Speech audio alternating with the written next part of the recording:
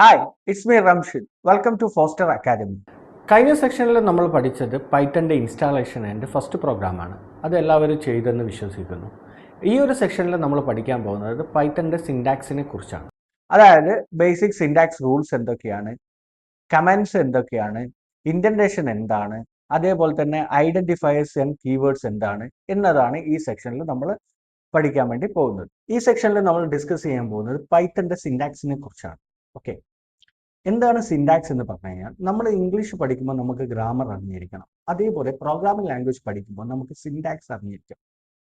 കാരണം നമ്മൾ ഇംഗ്ലീഷ് പഠിക്കുകയാണെങ്കിൽ നമുക്ക് ഗ്രാമർ അറിയില്ലെങ്കിൽ നമ്മൾ പറയുന്നത് എന്തായിരിക്കും, മിസ്റ്റേക്സ് ആയിരിക്കും. അതേപോലെ തന്നെ പ്രോഗ്രാമിൽ സിൻടാക്സ് നമുക്ക് അറിയില്ല എന്നുണ്ടെങ്കിൽ നമ്മൾ ചെയ്യുന്ന പ്രോഗ്രാമിങ്സ് ഒക്കെ എറേഴ്സ് സംഭവിക്കും. സിൻടാക്സ് ഫോളോ ചെയ്താൽ മാത്രമേ എറർ ഫ്രീ ആയിട്ടുള്ള ഒരു പ്രോഗ്രാം നമുക്ക് ബിൽഡ് ചെയ്യാൻ വേണ്ടി പറ്റത്തുള്ളൂ. ഓക്കെ, ഇപ്പോൾ ബേസിക് ആയിട്ടുള്ള സിൻടാക്സ് റൂൾസുകൾ ഏതൊക്കെയാണെന്ന് നോക്കാം. ഫസ്റ്റ് ഓഫ് ഓൾ, പൈത്തൺ എന്ന് പറയുന്നത് ഒരു കേസ് സെൻസിറ്റീവ് ലാംഗ്വേജ് ആണ്.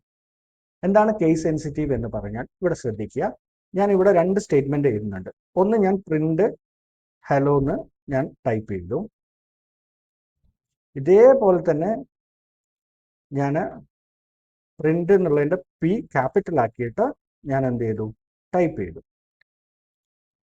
ഓക്കെ, ഇവിടെ രണ്ടിടത്തും ഞാൻ എഴുതിയിരിക്കുന്ന പ്രിന്റ് ഹലോ എന്നുള്ള സ്റ്റേറ്റ്മെന്റ് ആണ്. രണ്ട് ലൈനിലും ഞാൻ എഴുതിയിരിക്കുന്നത്. ഞാനിത് റൺ ചെയ്യാൻ വേണ്ടി പോവാണ്. റൺ ചെയ്യാൻ വേണ്ടി നമ്മൾ ടെർമിനൽ വന്നിട്ട് എങ്ങനെയാണ് നമ്മൾ പറഞ്ഞത്, കഴിഞ്ഞ ക്ലാസ്സിൽ പറഞ്ഞതുപോലെ പ്രോഗ്രാമിന്റെ പേര് എന്താണ്, ഫസ്റ്റ് ഡോട്ട് പി വൈ. ഇത് ടൈപ്പ് ചെയ്യുക, എൻ്റർ അടിക്കുക. എൻ്റർ അടിച്ചു കഴിഞ്ഞാൽ നോക്കുക, ഇതിന്റെ മുകളിലോട്ടേക്ക് എടുത്തു കഴിഞ്ഞാൽ ഫസ്റ്റത്തെ ഹലോ എനിക്ക് ഇവിടെ പ്രിന്റ് ചെയ്ത് വന്നിട്ടുണ്ട്. രണ്ടാമത്തെ അവിടെയാണ് എറർ സംഭവിച്ചിരിക്കുന്നത്. എന്താണ് error? Print is not defined. Okay, അതായത് ഈ പ്രിന്റ് എന്ന് പറയുന്നത് പൈത്തണിൽ ടൈപ്പ് ചെയ്യുന്നുണ്ടെങ്കിൽ സ്മോൾ ലെറ്റേഴ്സിൽ തന്നെ ടൈപ്പ് ചെയ്യണം, എന്നാൽ മാത്രമേ അതിനെ മനസ്സിലാവുള്ളൂ അത് പ്രിന്റ് ചെയ്യാനുള്ള സ്റ്റേറ്റ്മെന്റ് ആണെന്ന്. അതുകൊണ്ട് കേസ് സെൻസിറ്റീവ് ആണ്. നമ്മൾ വിചാരിക്കും രണ്ടും പി എൻ എൽ എ എന്ന് വിചാരിക്കും, പക്ഷെ അതല്ല. ഇതിന് രണ്ടായിട്ടാണ് എന്ത് ചെയ്യുന്നത്, കണക്കാക്കുന്നത്. വേറൊരു എക്സാമ്പിൾ നോക്കുകയാണെങ്കിൽ, നമ്മളിപ്പോൾ ഒരു വേരിയബിൾ പറയാണ് എ ഇസ് ഈക്വൽ ടു 15. ഞാൻ capital A is equal to 20 കൊടുത്തു. ഓക്കെ, ഞാനിവിടെ പ്രിന്റ് ഞാൻ സ്മോൾ എ ചെയ്തു. Okay, print small A save ചെയ്ത് ഞാൻ ഒന്നും കൂടി ഇത് റൺ ചെയ്യിക്കാൻ വേണ്ടിയിട്ട് വീണ്ടും നമ്മൾ ആ ഒരേ സെയിം പ്രോഗ്രാം തന്നെയാണെങ്കിൽ ടെർമിനലിൽ പോയിട്ട് പൈത്തൺ എന്ന് പറഞ്ഞിട്ട് നമ്മൾ ടൈപ്പ് ചെയ്യേണ്ട ആവശ്യമില്ല. കീബോർഡിൽ അപ്പ് ആരോ കീ ഉണ്ടല്ലോ, അതൊന്ന് പ്രസ് ചെയ്ത് കഴിഞ്ഞാൽ സെയിം സ്റ്റേറ്റ്മെന്റ് അവിടെ വരും. ഓക്കെ, എന്താണ് വന്നത്, Python first dot P Y ആ സ്റ്റേറ്റ്മെന്റ് വന്നിട്ടുണ്ട്. ജസ്റ്റ് ഒന്ന് എൻ്റർ അടിക്കുക. ഇപ്പൊ നമുക്ക് എന്ത് കിട്ടി, ഇവിടെ ആൻസർ എത്രയാണ് വന്നത്, 15 ആണ് വന്നത്. കാരണം എന്താണ്, സ്മോൾ എ ആണ് ഞാൻ പ്രിന്റ് ചെയ്യാൻ വേണ്ടി പറഞ്ഞത്. ഞാനിവിടെ ക്യാപിറ്റൽ എ പ്രിന്റ് ചെയ്യാൻ വേണ്ടി കൊടുത്തതായിരുന്നെങ്കിൽ ഞാനിവിടെ സേവ് ചെയ്യുന്നു. വീണ്ടും അത് കിട്ടാൻ വേണ്ടിയിട്ട് അപ്പ് ആരോ അടിക്കുക, ജസ്റ്റ് എൻ്റർ അടിച്ച് നോക്കുക. ഇപ്പൊ എനിക്ക് വരുന്നത് എന്താണ്, 20 ആണ്. ഓക്കെ, അതായത് പൈത്തൺ സ്മോൾ എ വേറെ ആയിട്ടും ക്യാപിറ്റൽ എ വേറെ ആയിട്ടാണ് കണക്കാക്കുന്നത്. രണ്ടാമത്തെ റൂൾ എന്ന് പറയുന്നത്, ബാക്കിയുള്ള പ്രോഗ്രാമിംഗ് ലാംഗ്വേജിൽ ചെയ്യുന്നത് മാതിരി സെമി കോളൻ ഇടേണ്ട ആവശ്യമില്ല. മൂന്നാമത്തെ റൂൾ എന്ന് പറയുന്നത് വൺ ലൈൻ വൺ സ്റ്റേറ്റ്മെന്റ്. കാരണം നമ്മൾ കമ്പൈലർ യൂസ് ചെയ്യുന്നതുകൊണ്ട് തന്നെ സ്റ്റെപ്പ് ബൈ സ്റ്റെപ്പ് ആയിട്ടാണ് വർക്ക് ചെയ്യുന്നത്. അതുകൊണ്ട് തന്നെ നമ്മൾ കോഡ് എഴുതുമ്പോൾ സ്റ്റെപ്പ് ബൈ സ്റ്റെപ്പ് ആയിട്ട് തന്നെ എഴുതുക. അതായത് ഒരു ലൈനിൽ ഒരു ഇൻസ്ട്രക്ഷൻ അങ്ങനെ എന്ത് ചെയ്യുക, ഫോളോ ചെയ്തിട്ട് എഴുതുക. എക്സാമ്പിൾ നോക്കിയാണ് ഇവിടെ ശ്രദ്ധിക്കുക, A is equal to 10 print A. ഇത് രണ്ട് ലൈനിലായിട്ടാണ് ഞാൻ എഴുതിയിട്ടുള്ളത്. ഇത് രണ്ട് സ്റ്റേറ്റ്മെന്റ് ആണ്. ഓക്കെ, ഈ രീതിയിലാണ് നമ്മൾ സ്റ്റേറ്റ്മെന്റ് എഴുതേണ്ടത്, ഒരു ലൈനിൽ ഒരു കോഡ് എന്നുള്ള രീതിയിൽ. ഓക്കെ, ഈ റൂള് നമ്മൾ എന്ത് ചെയ്യണം, ഫോളോ ചെയ്യണം. ഇനി നമുക്ക് കമന്റ് എന്താണെന്നുള്ളത് നോക്കാം. കമന്റ് എന്ന് പറയുന്നത്, നമ്മളിപ്പോൾ എന്തെങ്കിലും ഒരു പ്രവൃത്തി ചെയ്യുമ്പോൾ ചെറിയ നോട്ട്സുകൾ എഴുതി വെക്കാറുണ്ട്. അതേപോലെ തന്നെ പ്രോഗ്രാമിംഗ് ചെയ്യുന്ന സമയത്ത് നമ്മൾ ചെറിയ നോട്ട്സുകൾ എഴുതി വെക്കാൻ വേണ്ടിയിട്ടാണ് കമന്റ് യൂസ് ചെയ്യുന്നത്. ഈ കമന്റ് ആക്കിയിട്ട് എഴുതി വെക്കുന്ന സാധനം റൺ ചെയ്യത്തില്ല. അത് നമുക്ക് ഹ്യൂമൻസിന് മനസ്സിലാകാൻ വേണ്ടിയിട്ടാണ് നമ്മൾ എന്ത് ചെയ്യുന്നത്, എഴുതി വെക്കുന്നത്. ഈവൻ നമുക്ക് പിന്നീട് നമുക്ക് ആ കോഡ് എന്താണ് അവിടെ യൂസ് ചെയ്ത ലോജിക്ക്, എന്തിനാണ് അത് യൂസ് ചെയ്തത് എന്നൊക്കെ മനസ്സിലാകാൻ വേണ്ടിയിട്ടാണ് നമ്മൾ കമന്റ് എഴുതി വെക്കുന്നത്. കമന്റ് എങ്ങനെയാണ് എഴുതുന്നത് എന്നുള്ളത് നമുക്കൊന്ന് നോക്കാം. നിങ്ങൾ മനസ്സിലാക്കുക, നമുക്ക് എവിടെയെങ്കിലും ഒരു കമന്റ് കൊടുക്കണമെങ്കിൽ, അതായത് സിംഗിൾ ലൈൻ കമന്റ്സ് ആണെങ്കിൽ നമ്മൾ യൂസ് ചെയ്യേണ്ട ആഷ് ആണ്. ഇപ്പൊ നമുക്ക് മൾട്ടി ലൈൻ ആയിട്ടുള്ള കമന്റ്സ് ആണ് എനിക്ക് കൊടുക്കണ്ടെങ്കിൽ ഞാൻ യൂസ് ചെയ്യുക ട്രിപ്പിൾ നമ്മൾ കൊടുക്കേണ്ടത് ട്രിപ്പിൾ കോട്ടിൻ്റെ ഉള്ളിൽ എന്ത് ചെയ്യുക, കമൻറ്റ് ചെയ്യേണ്ട കാര്യങ്ങൾ കൊടുക്കുക. മൾട്ടി ലൈൻ ആണെങ്കിൽ, സിംഗിൾ ലൈൻ ആണെങ്കിൽ നമ്മൾ എന്ത് ചെയ്യുക, ആഷ് കഴിഞ്ഞിട്ട് നമ്മൾ കൊടുക്കുക. മൾട്ടി ലൈൻ കമാൻഡ്സ് നമ്മൾ എഴുതുന്നത് ട്രിപ്പിൾ കോട്ടിൻ്റെ ഉള്ളിലാണ്. ഓക്കെ, ഇവിടെ നമുക്ക് ഒരു മൾട്ടി ലൈൻ കമാൻഡ്സ് എഴുതി നോക്കാം. This is first line. ഞാൻ വെറുതെ മൾട്ടി ലൈൻ ആയിട്ട് കൊടുക്കുകയാണ്. This is second line.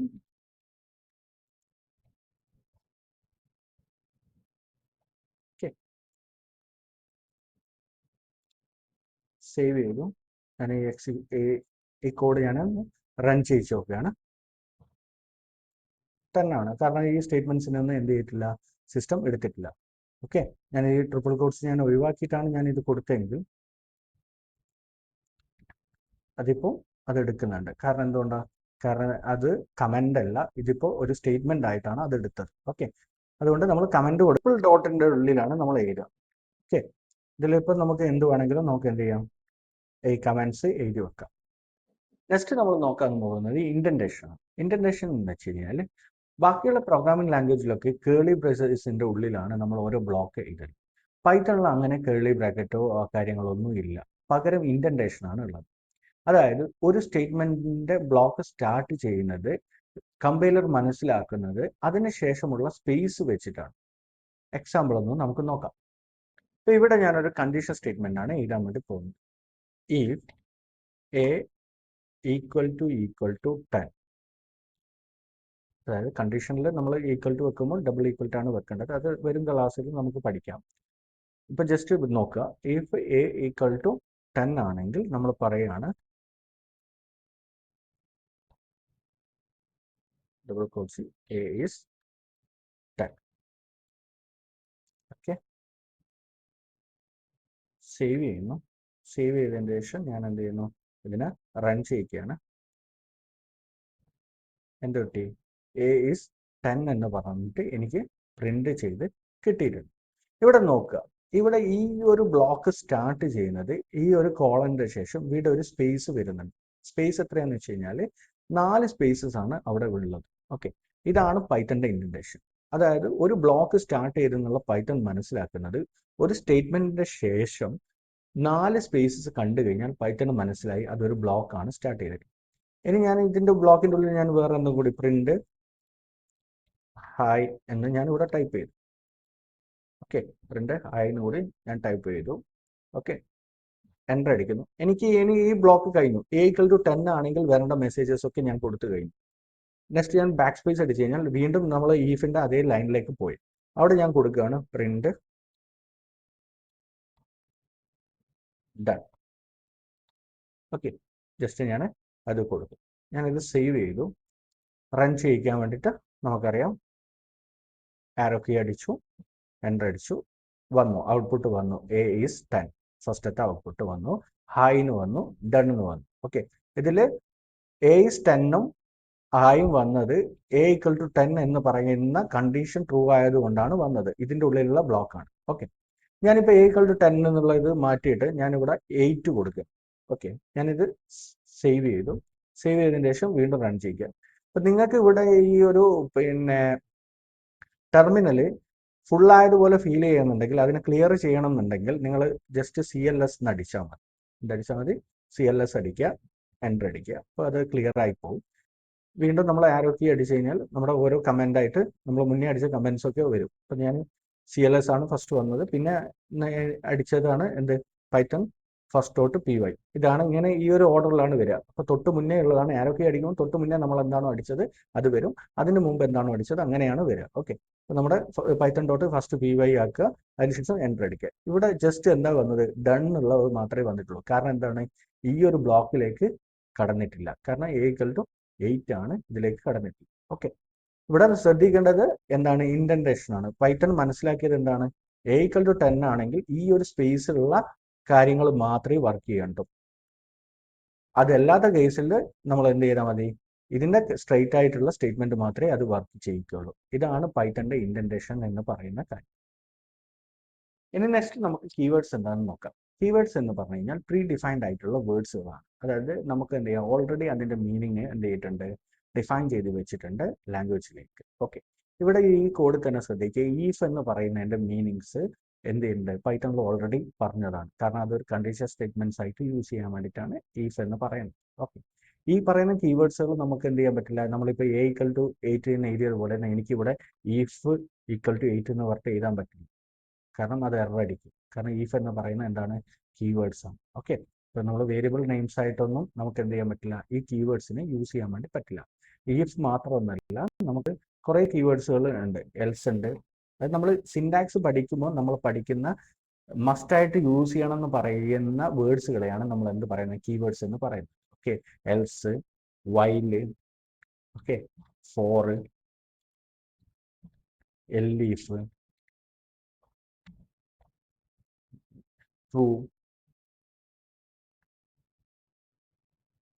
False. Okay, ഇങ്ങനെ കുറേ കീവേഡ്സുകൾ ഉണ്ട്, ഡിഫ് ഉണ്ട്. ഓക്കെ, അങ്ങനെ നമ്മൾ പഠിക്കും. അത് നമ്മൾ സിൻടാക്സ് പഠിക്കുമ്പോൾ ഇന്നത് യൂസ് ചെയ്യണം എന്ന് പറഞ്ഞു കഴിഞ്ഞാൽ അത് കീവേഡാണ്. ഫസ്റ്റ് നമ്മൾ യൂസ് ചെയ്യണമെന്ന് പറയുന്നത് അത് കീവേഡ്സ് ആണ്. ഇതാണ് കീവേഡ് എന്ന് പറയുന്നത്. അതിൻ്റെ ഡെഫിനിഷൻ എന്ത് ചെയ്തിട്ടുണ്ട്, ആദ്യം തന്നെ പ്രോഗ്രാമിംഗ് ലാംഗ്വേജിൽ ഡിഫൈൻ ചെയ്തിട്ട് ഉണ്ട്. ഇനി നമ്മൾ നോക്കാൻ പോകുന്നത് ഐഡന്റിഫയേഴ്സിനെ കുറിച്ചാണ്. എന്താണ് ഐഡന്റിഫയേഴ്സ് എന്ന് പറഞ്ഞു കഴിഞ്ഞാൽ, നമ്മൾ ഐഡന്റിഫൈ ചെയ്യാൻ വേണ്ടിയിട്ട് ഫംഗ്ഷൻ ആയാലോ വേരിയബിൾ ആയാലോ ക്ലാസ് ആയാലോ നമ്മൾ കൊടുക്കുന്ന പേരിനെയാണ് നമ്മൾ ഐഡന്റിഫയേഴ്സ് എന്ന് പറയുന്നത്. ഈ ഐഡന്റിഫയേഴ്സ് ചെയ്യുമ്പോൾ നമ്മൾ ശ്രദ്ധിക്കേണ്ട കുറച്ച് കാര്യങ്ങൾ ഉണ്ട്. ഓക്കെ, ഫസ്റ്റ് ആയിട്ട് എന്ന് വേണ്ടതെന്ന് വെച്ചാൽ ഒരു മീനിങ് ആയിട്ടുള്ള നെയിംസ് കൊടുക്കാൻ വേണ്ടി ശ്രമിക്കുക. അല്ലാണ്ട് എ ബി ആയിട്ട് കൊടുക്കരുത്. നമ്മളിവിടെ കൊടുത്തിരിക്കുന്ന എ ഈക്വൽ ടു 8 എന്ന് പറഞ്ഞിട്ടാണ് കൊടുത്തത്. അങ്ങനെ കൊടുക്കാൻ പാടില്ല. അത് കാണിച്ചു തരാൻ വേണ്ടിയിട്ടാണ് ഞാൻ ഈ കൊടുത്തത്. ഓക്കെ, എന് പകരം ഞാനിവിടെ നമ്പർ എന്നാണ് കൊടുക്കുക. കൊടുത്തു, നമ്പർ എന്ന് കൊടുത്തു. ഓക്കെ, എ മാറ്റിയിട്ട് ഞാനിവിടെ എന്ത് ചെയ്യുന്നു, നമ്പർ എന്നാക്കുന്നു. Okay, a equal to number 8. ഇങ്ങനെ വേണം നമ്മൾ പേര് കൊടുക്കാൻ വേണ്ടിയിട്ട്. എന്താണെന്നുള്ളത് ഐഡന്റിഫൈ ചെയ്യാൻ വേണ്ടി പറ്റും. ഇപ്പോൾ ഒരാൾക്ക് ഇന്ന് കണ്ടു കഴിഞ്ഞാൽ മനസ്സിലാവും, number is equal to 8. Number എന്ന് പറയുന്ന വേരിയബിൾ ആണ് 8 എന്ന് പറയുന്നത് എന്നുള്ളത് നമുക്ക് എന്ത് ചെയ്യാൻ പറ്റും, പെട്ടെന്ന് ഐഡന്റിഫൈ ചെയ്ത് മനസ്സിലേക്ക് എടുക്കാൻ വേണ്ടി പറ്റും. എപ്പോഴും നമ്മൾ ഒരു മീനിങ് ഫുൾ ആയിട്ടുള്ള പേര് കൊടുക്കാൻ വേണ്ടി ശ്രദ്ധിക്കുക. അല്ലാണ്ട് ചില പേര് കൊടുക്കുന്ന കാണാം, നം എന്ന് പറഞ്ഞിട്ട് കൊടുക്കും. ഓക്കെ, ഇങ്ങനെ കൊടുത്തു കഴിഞ്ഞാൽ കുഴപ്പമൊന്നുമില്ല, പക്ഷെ അങ്ങനെ കൊടുക്കുന്നത് നല്ലതല്ല. അതൊരു ബാഡ് ഐഡന്റിഫയർ ആയിട്ടാണ് നമ്മൾ കണക്കാക്കുന്നത്. കൊടുക്കുമ്പോൾ നമ്മൾ എന്ത് ചെയ്യുക, മീനിങ് ഫുൾ ആയിട്ടുള്ള കാര്യങ്ങൾ തന്നെ കൊടുക്കാൻ വേണ്ടി ശ്രമിക്കുക. ഇനി നമുക്ക് വേരിയബിളിൻ്റെ കൂടെ നമ്പേഴ്സ് ആഡ് ചെയ്യണമെന്നുണ്ടെങ്കിൽ, അതായത് ഐഡന്റിഫയേഴ്സിൻ്റെ കൂടെ നമ്പേഴ്സ് ആഡ് ചെയ്യുന്നുണ്ടെങ്കിൽ ഫസ്റ്റ് നമ്മൾ എന്ത് ചെയ്യാൻ പാടില്ല, നമ്പർ ഇടാൻ വേണ്ടി പാടില്ല. ഓക്കെ, ഇടുന്നുണ്ടെങ്കിൽ ഒന്നെങ്കിൽ അതിൻ്റെ ഇടയിലോ അല്ലെങ്കിൽ ലാസ്റ്റോ കൊണ്ടുപോയിട്ട് നമ്പേഴ്സ് ഇടാൻ പാടുള്ളൂ. ഓക്കെ, പിന്നെ ഒരു കാര്യം കൂടി ശ്രദ്ധിക്കേണ്ടത്, ഇപ്പോൾ ഈ നമ്പർ എന്നുള്ളത് ഫസ്റ്റ് നമ്പർ എന്നുള്ളതാണ് എനിക്ക് വേരിയബിളിൻ്റെ പേര് കൊടുക്കേണ്ടതെന്നുണ്ടെങ്കിൽ ഞാൻ ഫസ്റ്റ് ഇട്ടിട്ട് സ്പേസ് ഇടാൻ വേണ്ടി നമുക്ക് പാടില്ല. പകരം നമ്മൾ സ്പേസിന് പകരം നമ്മൾ യൂസ് ചെയ്യേണ്ടത് അണ്ടർസ്കോർ ആണ് യൂസ് ചെയ്യുന്നത്. അണ്ടർസ്കോർ എവിടെയാണ് കിട്ടുക എന്നുള്ള അറിയാലോ. ഷിഫ്റ്റ് പ്രസ് ചെയ്തിട്ട് മൈനസ് ക്ലിക്ക് ചെയ്താൽ മതി, അണ്ടർസ്കോർ വരും. ഓക്കെ, ഈ അണ്ടർസ്കോർ പ്രസ് ചെയ്യുക. അപ്പോൾ ഫസ്റ്റ് അണ്ടർസ്കോർ നമ്പർ, ഈ രീതിയിൽ വേണം നമ്മൾ എന്ത് ചെയ്യാനേ ഐഡന്റിഫയേഴ്സിന് പേര് കൊടുക്കാൻ വേണ്ടിയിട്ട്. ഐഫണോ അല്ലെങ്കിൽ സ്പേസസോ ഒന്നും ഇടാൻ വേണ്ടി പാടില്ല. ഓക്കെ, ഇത്രയാണ് ഐഡന്റിഫയേഴ്സിനെ കുറിച്ചുള്ള കാര്യങ്ങൾ. ഇനി നമുക്ക് അസൈൻമെന്റ് സെക്ഷനിലേക്ക് കടക്കാം. ഫസ്റ്റത്തെ അസൈൻമെന്റ് എന്ന് പറയുന്നത് ഐഡന്റിഫൈ കറക്റ്റ് ഓർ റോങ്. ഞാനിവിടെ 5 സ്റ്റേറ്റ്മെന്റ് കൊടുത്തിട്ടുണ്ട്. ഇതിൽ ഏതൊക്കെ കറക്റ്റ് ആണ് ഏതൊക്കെ റോങ് ആണെന്നുള്ളത് നിങ്ങൾ എന്ത് ചെയ്യുക, കമന്റ് ചെയ്യുക. രണ്ടാമത്തെ അസൈൻമെന്റ് എന്ന് പറയുന്നത് ഫൈൻഡ് ദ എറർ. ഞാനിവിടെ പ്രോഗ്രാമിൽ കൊടുത്തിട്ടുണ്ട്. ആ പ്രോഗ്രാമിലൊക്കെയുള്ള എറേഴ്സ് എന്തൊക്കെയാണെന്നുള്ളത് നിങ്ങൾ കണ്ടുപിടിക്കുക. 3 ക്വസ്റ്റ്യൻസ് ആണുള്ളത്. അതിൽ എന്തൊക്കെയാണ് എറേഴ്സ് അതെന്ത് ചെയ്യുക, നിങ്ങൾ കമന്റ് ചെയ്യുക. മൂന്നാമത്തെ അസൈൻമെന്റ് എന്ന് പറയുന്നത് കമന്റ് ചെയ്യാനുള്ള പ്രാക്ടീസ് ആണ്. ഇവിടെ ഞാൻ എന്ത് ചെയ്തിട്ടുണ്ട്, ഒരു സ്റ്റേറ്റ്മെന്റ് കൊടുത്തിട്ടുണ്ട്. അതിന് അനുയോജ്യമായിട്ടുള്ള ഒരു കമന്റ് നിങ്ങൾ എന്ത് ചെയ്യുക, ടൈപ്പ് ചെയ്ത് എനിക്ക് അയച്ചു തരും.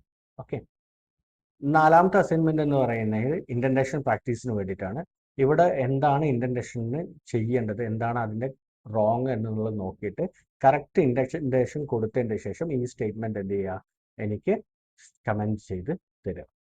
അഞ്ചാമത്തെ അസൈൻമെന്റ് എന്ന് പറയുന്നത് ഞാൻ താഴെ കുറച്ച് വേർഡ്സുകൾ കൊടുത്തിട്ടുണ്ട്. അതിൽ കീവേഡ്സ് ഏതൊക്കെയാണ്, ഐഡന്റിഫയേഴ്സ് ഏതൊക്കെയാണെന്നുള്ളത് കണ്ടുപിടിക്കാനാണ്. ഇനി ആറാമത്തെ അസൈൻമെന്റ് അഥവാ ഫൈനൽ അസൈൻമെന്റ് എന്ന് പറയുന്നത് നമ്മൾ ഫസ്റ്റ് ആയിട്ട് ഒരു പ്രോഗ്രാം എഴുതാൻ വേണ്ടി പോവുകയാണ്. ഏജ് ചെക്ക് പ്രോഗ്രാമാണ് നമ്മൾ എഴുതുന്നത്. അതിൻ്റെ റൂൾസ് എന്ന് പറയുന്നത് ഒരു വേരിയബിൾ വേണം, ആ വേരിയബിളിന്റെ പേര് ഏജ്. അതിന് എന്ത് ചെയ്യുക, 20 വാല്യൂ അസൈൻ ചെയ്ത് കൊടുക്കുക. പിന്നെ നമ്മൾ എന്ത് ചെയ്യണം, ചെക്ക് ചെയ്യണം age greater than or equal to 18 ആണോ നോക്കണം. അങ്ങനെയാണെങ്കിൽ എന്ത് പ്രിന്റ് ചെയ്ത് കൊടുക്കണം, എലിജിബിൾ ഫോർ വോട്ടിംഗ് എന്ന് പ്രിന്റ് ചെയ്യണം. ഓക്കെ, ഇതാണ് നമ്മൾ ക്വസ്റ്റ്യൻ. ഇതെന്ത് ചെയ്യുക, ഇതിൻ്റെ ആൻസർ നിങ്ങൾ എന്ത് ചെയ്യുക, ചെയ്തിട്ട് കമൻറ്റ് ചെയ്യുക. തെറ്റിക്കോട്ടെ, പ്രശ്നമില്ല, ഞാൻ എന്ത് ചെയ്യും, നെക്സ്റ്റ് സെക്ഷനിൽ ഞാൻ ഇതെങ്ങനെയാണ് ചെയ്യേണ്ടതെന്നുള്ള എക്സ്പ്ലെയിൻ ചെയ്ത് തരുന്നതായിരിക്കും. ഓക്കെ, ഈ സെക്ഷനിൽ നമ്മൾ ഡിസ്കസ് ചെയ്ത കാര്യങ്ങളാണ് പൈത്തണിൻ്റെ റൂൾസ് അഥവാ സിൻടാക്സ് എന്ന് പറയുന്നത്. ഞാൻ അസൈൻ ചെയ്ത വർക്കുകളൊക്കെ നിങ്ങൾ ചെയ്യുക.